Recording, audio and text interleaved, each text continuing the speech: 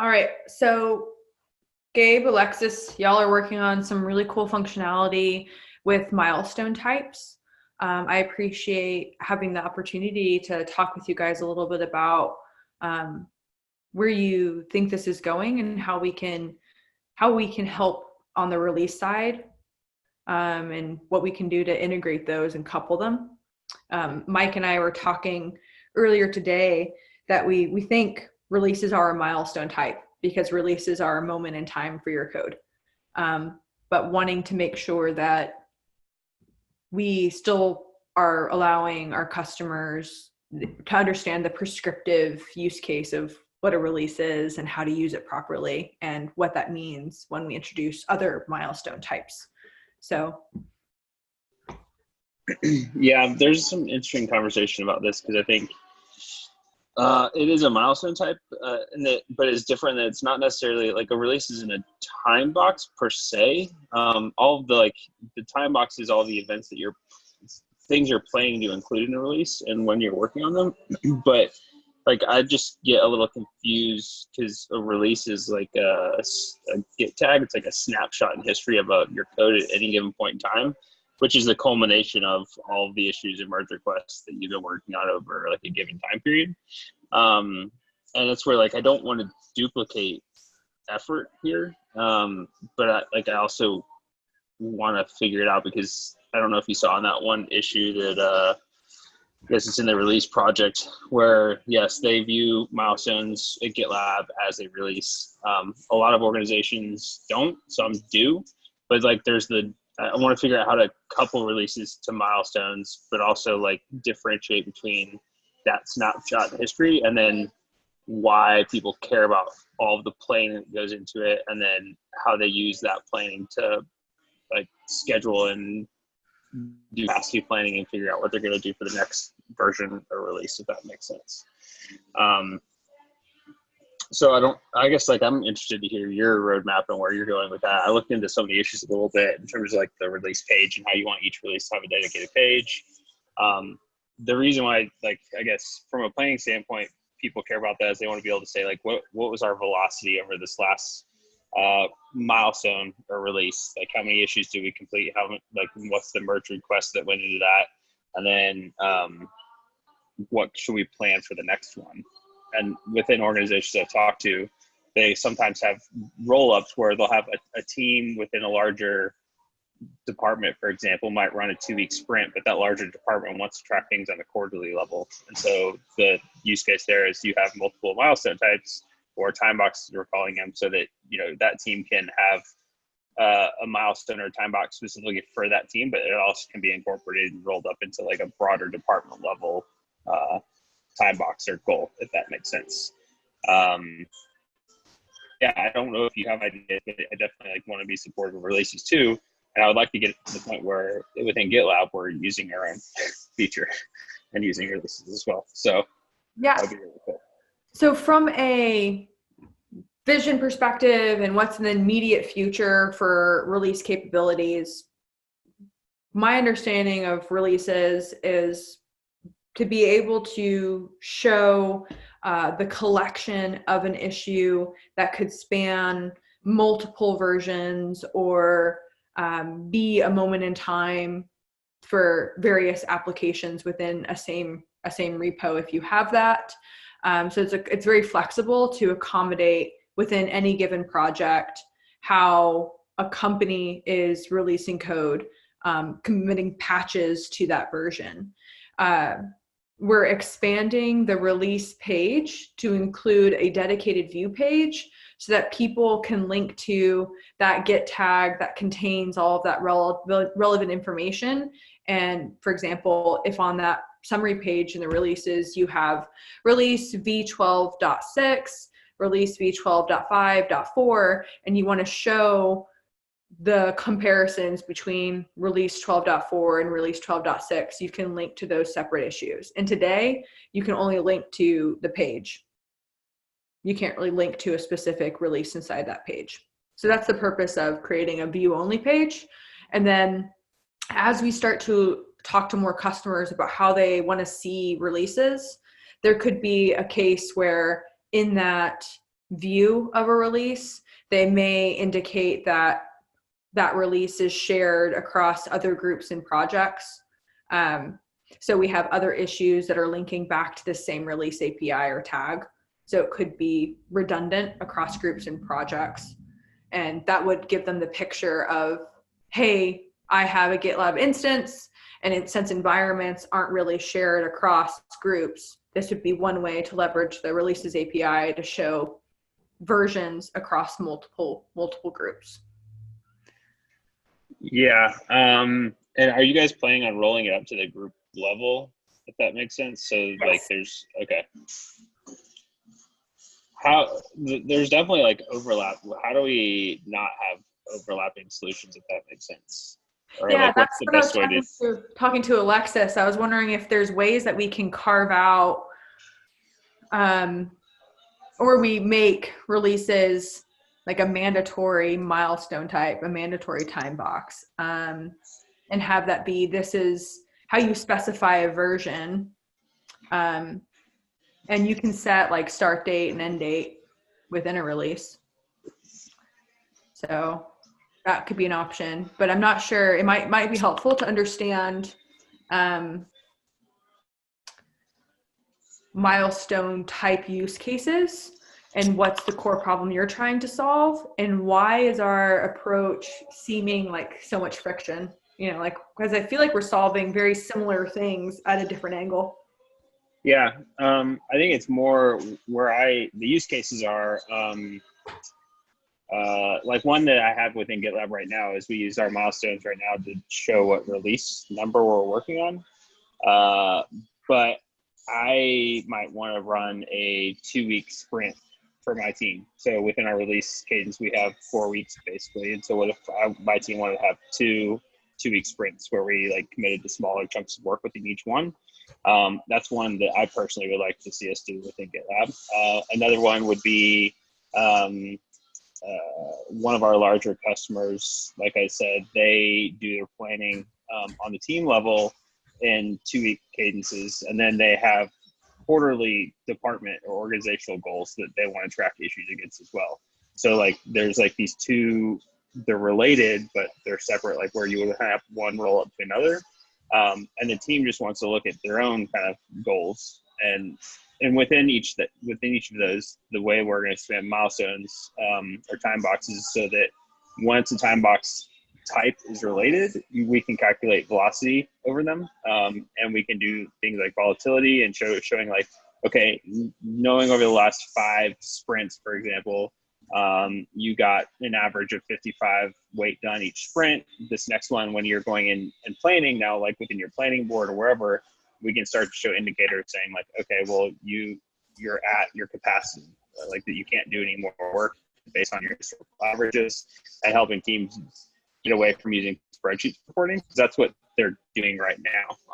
Like I was on a call earlier today with the customer, and they showed me all of the spreadsheets that they manually create based off of data within GitLab. And part of the reasons why they have to do that is because they can't use milestones, because they don't treat issues as done when they're closed, or they don't close issues when they're done. They leave them open for another team to take over. So they can't track their own like personal velocity within GitLab, because we can't let them specify when something is technically done, which one burn down charts and burn up charts, and how scope has changed and evolved and all that. Does that help? Yes, definitely.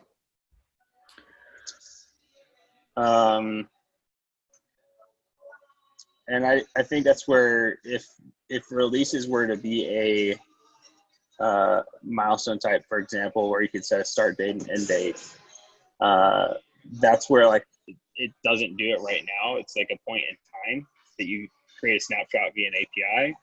But if you want to start planning ahead of time and associating issues to a given release, then you would need the ability to do that, which at that point, then it is like a more or less like time box that you plan against. That makes sense. Yeah. So this is where there's this idea of release orchestration, where we wanted to paint the picture for our customers that they're able to to plan deployments, and planning a deployment could be, I set a blackout period on a specific environment, and I also have this release that is scheduled to go during that blackout window.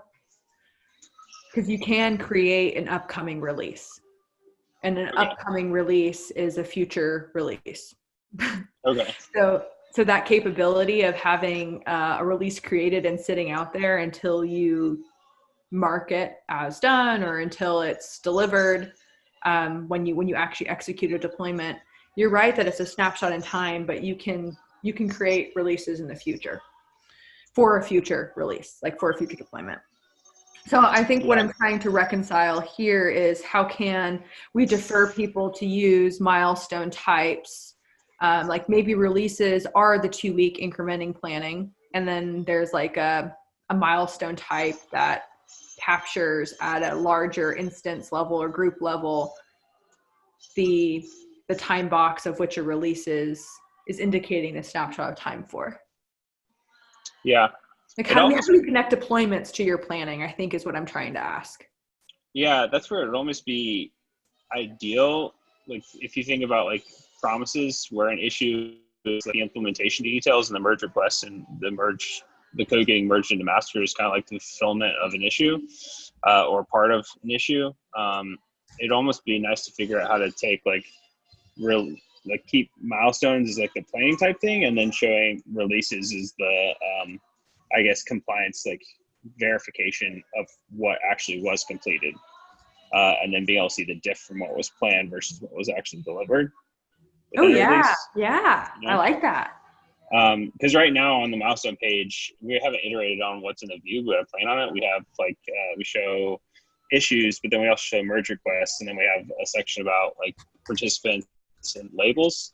But it would be nice to be able to say, like, within a given, like, here's everything that was planned. So milestones are the planning, and then like you associate a release, which then like verifies that X number of issues were satisfied or delivered. Yeah, you know, that works really well. I like that.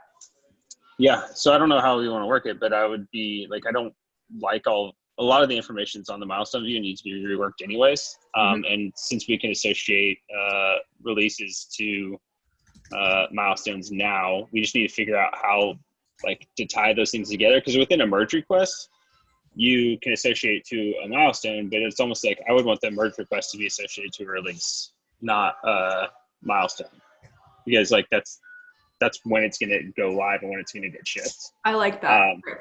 If that makes sense. So that's the relationship, is that the release contains the merge requests, and then merge requests or the releases are then associated to the milestone, right?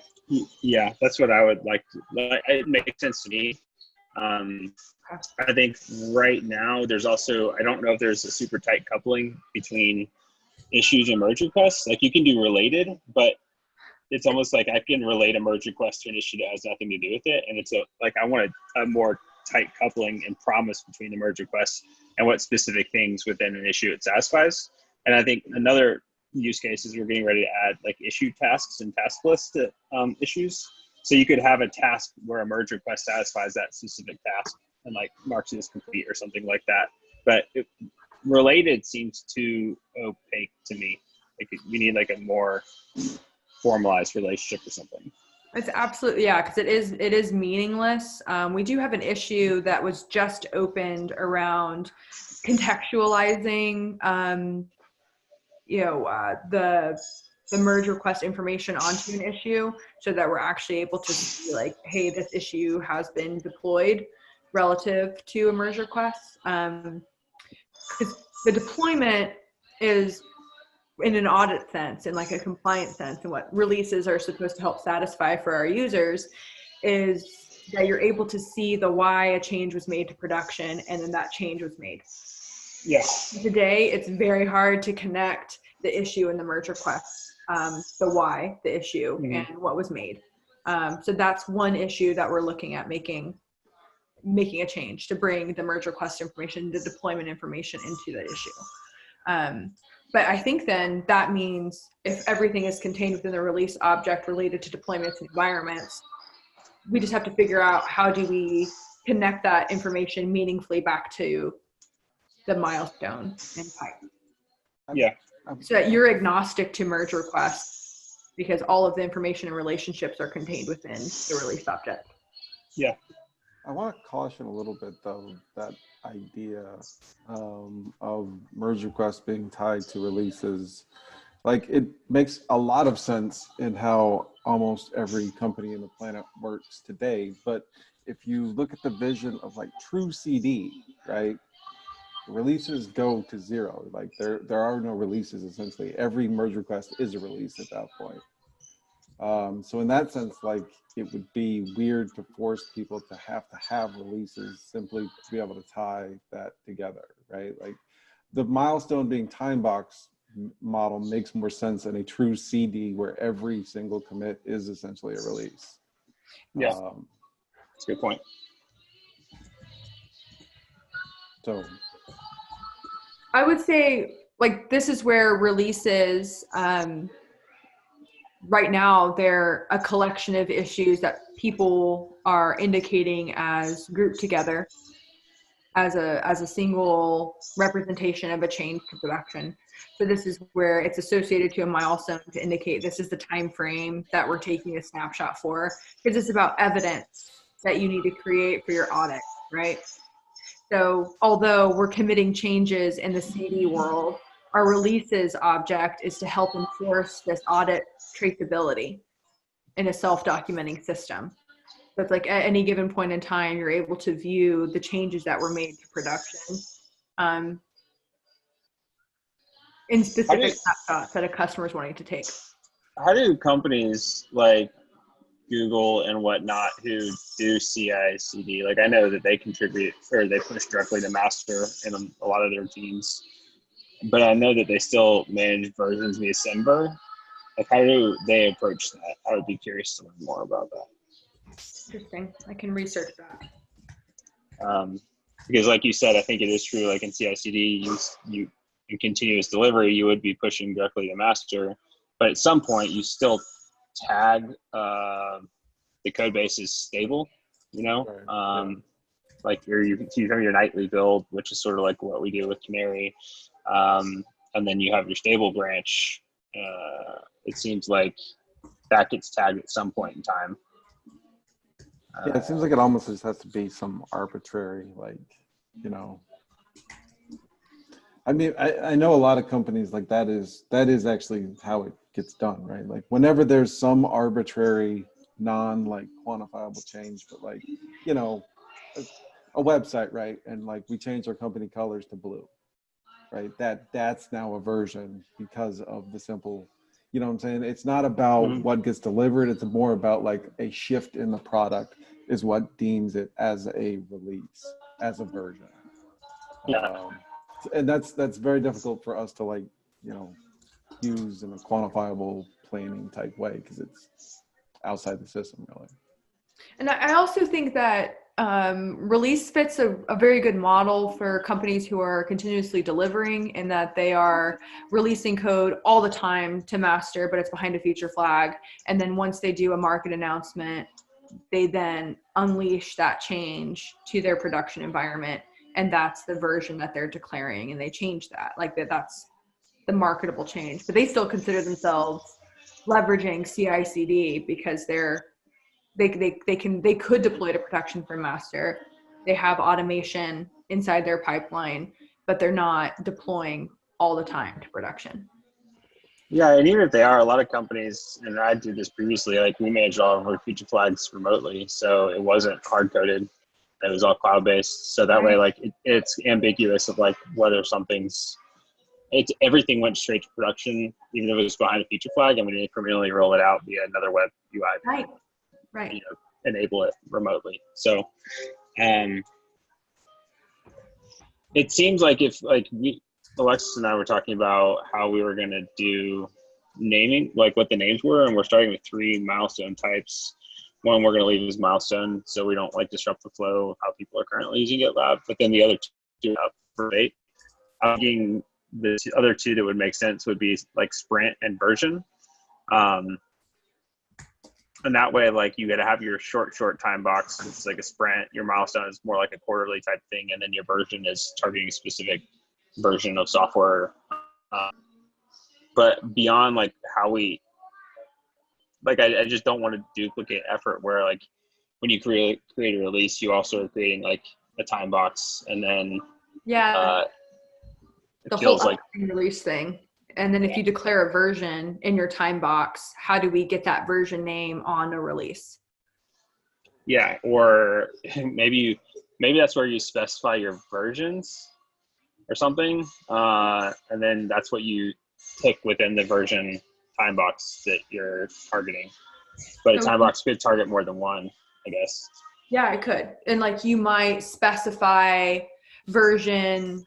The thing about releases is that we could have multiple tags and versions, milestones inside a release. So maybe there's some containing that we need to do there. Like that maybe there's some prescription and documentation that we write once we release milestone types. Like this is how you should use releases with milestone types. Mainly because if it is that, hey, as a user, you enable these 3 default flavors of milestone types because you want to use them to time box, that you must create a release and that's pulled into your version menu so that it could be a drop down that you select. Or we could, like, I was on the fence about, I was actually a pretty big advocate wanting to allow users to customize the names. But if we don't allow them to customize the names, then we could deviate and have like special characteristics for each milestone type. So even if it's on the version and they wanted to create a new version milestone and it didn't exist, they could create that new version directly from within, like when they're setting up that milestone, and then it would show up in releases as well. So you could have like either pick one or create one, and maybe you could do the same thing from milestone or from the management page too. That's one of the things I liked about not having custom games. To your point, yeah, you could put more guidance for users, right? And like you could build out a more like specific flow for each type or each type of time box, right? And give them that education and documentation. So that could be a way to start. Yeah, I'm pretty open to whatever. I definitely would like to change milestones quite a bit across the board, and however we do that, I'm open. So I mean, we kind of have the idea of a release, which is a milestone because we use milestones sort of as releases, right? And then we also have the idea of a release now within the milestone, which is also a release. Like, so how is what we're doing here going to change things or improve this situation that we're currently in? So the capital R releases functionality in GitLab today, capital R. This release page is a tag. It contains issues. It's related to a milestone. Okay. If we say, sorry, I'm thinking out loud here because I'm trying to figure out how do we like decouple while being prescriptive to customers, and sorry if that's frustrating.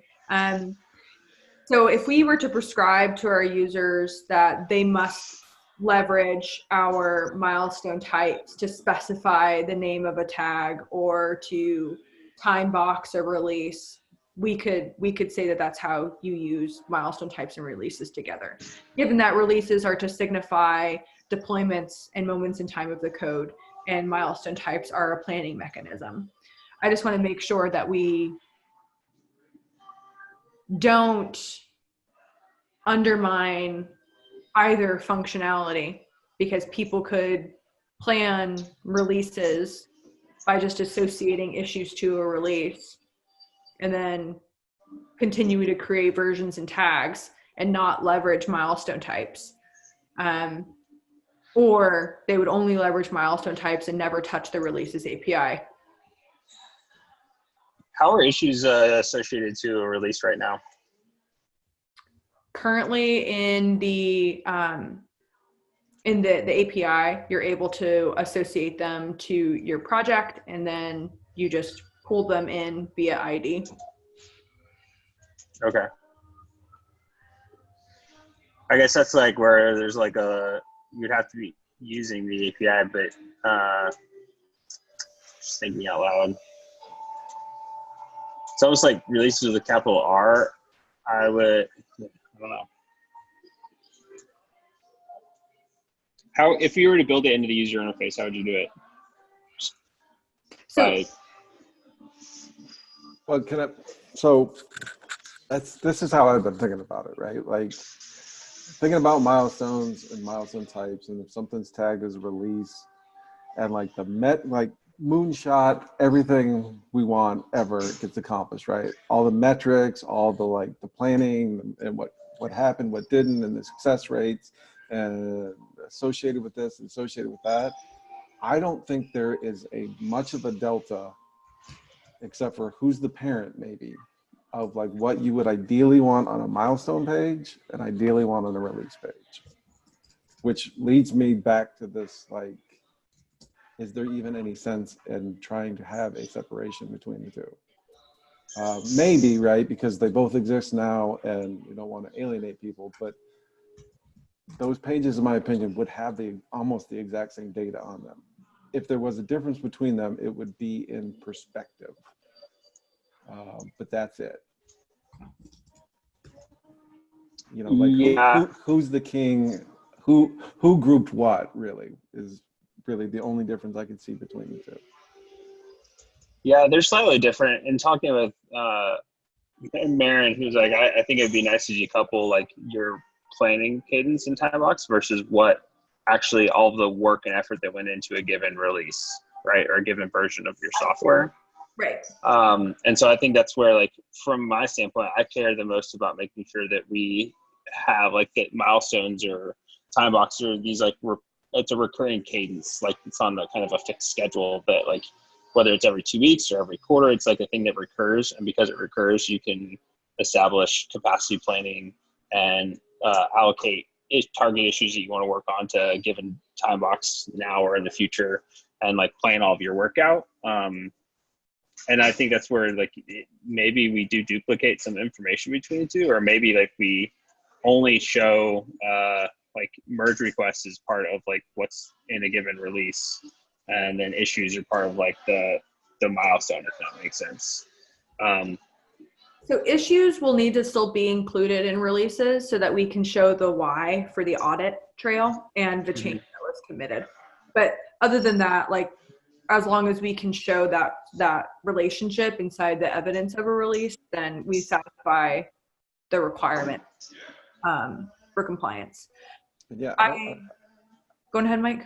I don't want to beat a dead horse, but I feel like that exercise that you just said there, I'm telling you, maybe we should just go through them. But like, yep, we want to see merge requests. Yep, we want to see it's, you know, like I'm pretty sure the data is going to be the same. There's an argument to be made on both fronts. I think that what I want to drill into is something that Gabe said that was kind of brilliant earlier. Not kind of, it was brilliant earlier, comma, that the milestones are a planning mechanism. And in order to surface to an end user plan versus actual, we need to be able to represent what was delivered. And the releases are the moment in time at when your issues and merge requests have been delivered. So if we think in practice, say that I'm going down my milestone planning and, oh shit, we identified an issue that needs a hot fix. A release is going to go out right now, regardless of the milestone planning cadence. So we would need to show that 12.6 had a sub-release 12.61 while we're working on the 12.7 planning. Because releases could happen in the middle of milestones, before or after, at any given time. Yeah, that's a good point. So when we look at releases, there any given time we could be making a deployment happen, and we'd want to capture that state of the code, related issues and merge requests at that time. And milestones are separate because they're planning. And yes, I think that's a justifiable like difference in the UI right there, right? So sure, it's the exact same information, but if in that perspective, that is the different views of them. And so, yeah, I think that's a fantastic example of why they're different. Yeah. why they're different. So yeah, my argument of they might share the exact same data, but it is from different perspectives inherently, if you look at it in that light. If we look at the UI of the release page, currently the release page just has a series of rows and boxes that contain the source code, relevant images and artifacts, and a link to the evidence. So each of those blocks are going to contain their own version. There will be a link to that release version that will then pop open a new view page, which is hopefully going to be delivered in 12.9. This view page will contain an issue summary that shows the progress of those issues within that release if you created the release before the deployment. And if the release is completed, it would show the issue progress at 100% because the release has been completed. And this could be then pooled into a view in the milestone page to show, hey, at the end of my milestone planning, this was the release that showed what we've completed versus what we planned at the beginning. So they're like two snapshots in time, right? Yeah, but are you planning on exposing like this functionality as something other than an API? Yeah. So I guess like that's where I was asking, because right now merge requests you can't set a release within a merge request or an issue. So is that planned? Yeah, so we will have the ability to create a release in the UI. And what that will then bring into an issue. I haven't looked at Hyana's designs for that, but she created that mock-up for when you create a release in the UI, you get to associate the issues to that. And it may not surface back to an issue. It may just be like a comment that shows, hey, issue has been added to release v dot whatever. Okay. And maybe that's where, if releases are a milestone type, that's where that would populate, but it'd only be surfaceable after you add that issue in the releases page or in an API.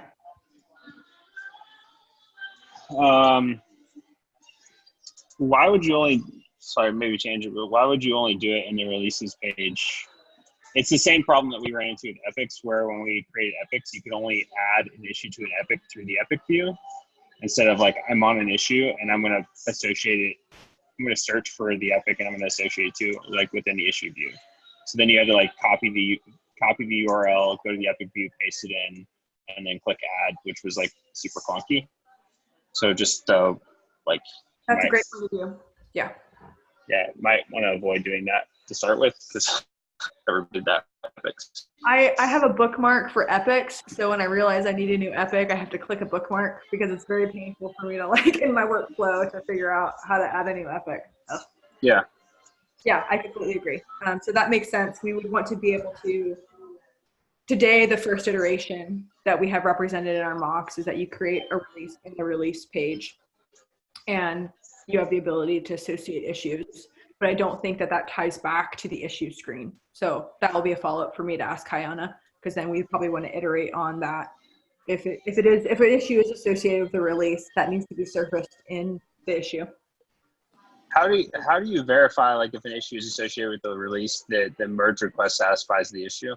Or do you care about that, or is that just a manual thing? That's a manual thing, but we don't really care about it. We just need to show that chain of custody is there. Okay. Because it's relying on the end user who believes that this merge request information is related to the issue from an audit trail perspective. What do you think, Alexis? I'm wondering, silly question, but does lowercase r releases need to be called releases? Can we label it something slightly different if it's like two objects that are tied together, or maybe the uppercase R houses, lowercase r releases? I have an issue right now open to talk about with people why we call lowercase r releases, because in my mind, that's really a deployment. Like if we're deploying either to a staging, to a QA, or to a production environment, that's a release. It comes from like the background of some agile planning methodologies. Like I know one is extreme programming, which I used before coming to GitLab, and the way the cadence works there is you have like your vision, and then you break everything down into 4-week releases, like high-level epics, and then you break that down into 1-week iterations, and you work in 1-week iteration cycles, and then you reset it 4 weeks to go back and look at your next high-level like set of objectives, right? And so I think it's more like a planning type thing, and it has nothing to do with necessarily deployments. It's just like a cadence that you follow, like a repeatable cadence. That's what I'm used to too. Yeah, and I think that from the release management side, we are in the world of talking about how do you coordinate deployment. At least for our tool, since a release is a snapshot of time for your given deployment or the code that you're expecting to deploy.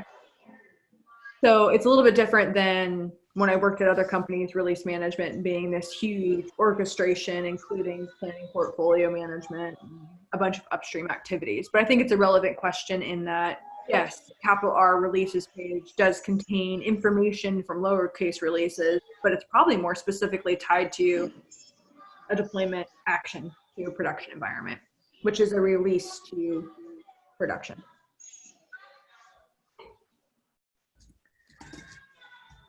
I was going to say safe, scaled agile framework. They have these things called release trains, Right. which is like how all the different groups coordinate together on what they're delivering. But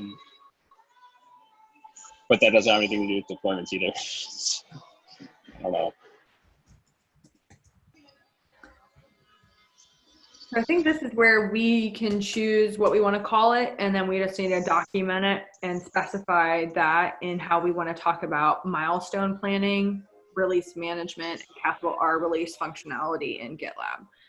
I wasn't here when we named the release page releases, so we could always consider redefining that if it's necessary, if it's not helping the planning conversation.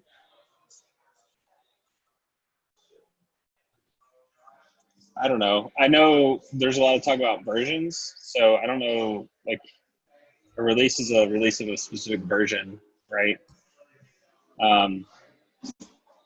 So we could either, it feels like weird to call one of the Timebox types version, but that's what has been proposed a couple different places. Is that, yeah, I don't know. And maybe this is where like releases, capital R, should actually be version. And then it starts talking about over time, this is what your versions look like rather than releases. Yeah, that's Yeah. Your hotfix example kind of makes that one talk about, right? Like if We could say that this would be version 2.61 because we had to release a patch. And it's a version change. That's what semver basically specifies. So, semantic versioning. Right.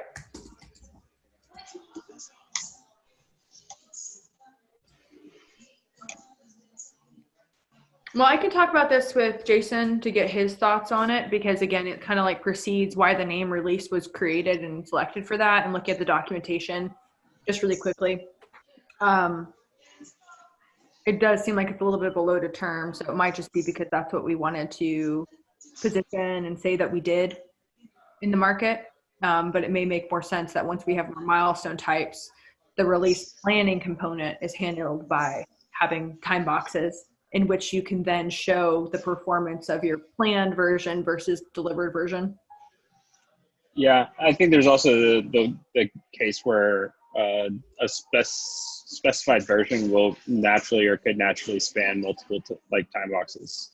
So like it is a different sort of use case, especially like from a compliance and audit standpoint. Is like you want to look at something that's like not connected whatsoever to a planning cadence, but like a specific snapshot in time and how it got there and why. Even though we could have, like I think at GitLab we maintain the proposal now is to keep milestones open for 3 months, even though we're mostly done with them after 1 month. So that way, any like hot fixes or patches to like patch versions can be added to that parent like minor version milestone, which is fairly like not valuable from a planning standpoint, because then it takes up your capacity for your team. So like I don't know the best way to solve it, but I think we should keep looking at it. I think there is a unique opportunity to have release with the capital R be like part of the compliance aspect of like what was actually delivered in a given time box. And it'd be kind of cool to see that. And if that happened, I would expect to be able to, like within an issue, specify that it was part of, you know, whatever version, or within a merge request, it was part of whatever version. Maybe it makes more sense there. So then, and then better associate an MR that satisfies some aspect of an issue, and that whole like chain of custody. I think there's a lot of opportunity to improve that whole flow. So,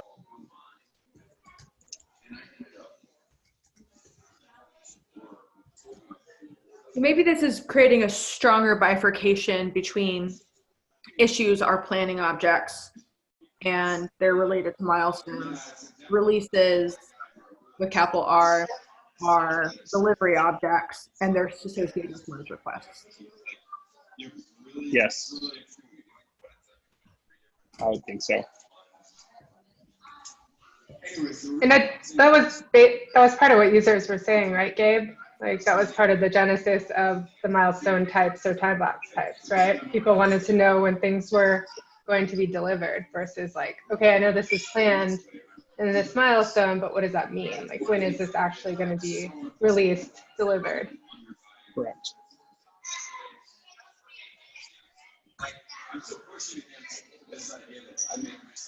I'll diagram something up to just like capture my thoughts, and then do we want to, what do we want to do in terms of next steps? Do you want to have some conversation, think about it, or like, so I'd like to get clarity on this because we're going to move forward with milestone or time boxes, but I would like to do so with the correct vision, if that makes sense. Yeah, I think I only have one other to do, which is just to talk to Jason a little bit more about why releases was named the way it was. But I'm okay with moving forward with the idea that release capital R are only associated with merge requests, and that's the delivery conversation, and issues and milestone types are planning conversation. And I can look at the downstream impacts in the audit conversation of excluding issues naturally from a release. This might change something that we have currently scheduled, which is an show issue summary on release page, which is of the issues that are included in a release or assigned to a release. Here's the progress. And maybe we actually change that to merge requests instead of issues. Maybe. I see, that's where we're also going to get into some interesting territory when we start doing requirements management within Certify.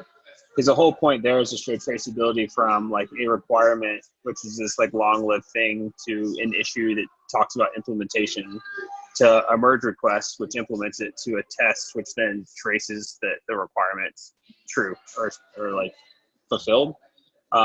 So that'll be another thing to just like think about as we look at like how do we more tightly couple these things. Because I think you're gonna want, like, while an issue is like a planning type thing and the merge request satisfies like the plan, it's really just like right now a requirement.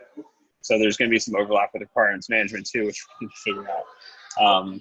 This is interesting because it might be that release view actually satisfies a lot of the requirements management needs. I'll send that issue to you because this is in my queue right now. Like it has open merge request. It's going to get delivered out of 12.8. Like people are still currently working on it for this show issue summary page. So, I think it's fine. Like I wouldn't change anything. Like we can continue to like evolve things, but let's have the strategic conversations about how they merge and how we want to be intentional about that. Because I think from a compliance standpoint, they're going to want to see where did the ask come from, Right. And with the context around that, the merge request satisfies the ask, the audit logs show the trail of how everything came to be, pretty much. Right. All right, I'll think about this a little bit more. This is really helpful. And maybe let's circle back up next week and catch up some more. Yep, that sounds good. I'll go ahead and schedule that now. Thank you all for being open to talking about this. I feel like I just like pooped on your parade, but thank you. Not really. This is like the whole point of building a product and being a team is we're supposed to like do what's best for the customer, for the product. I don't care about my smell. I mean, that's not even really count. So it's not real smell in my opinion. But yeah, whatever's best for the customers and best for the business, I'm down for. So that's my goal. True. I'm glad we're talking. This is great. Okay, awesome. Well, I just set that time up. Let me know if you have any questions. Happy to help, okay? All right, sounds good. Bye, y'all. Thank you. Bye. Thank you. Bye.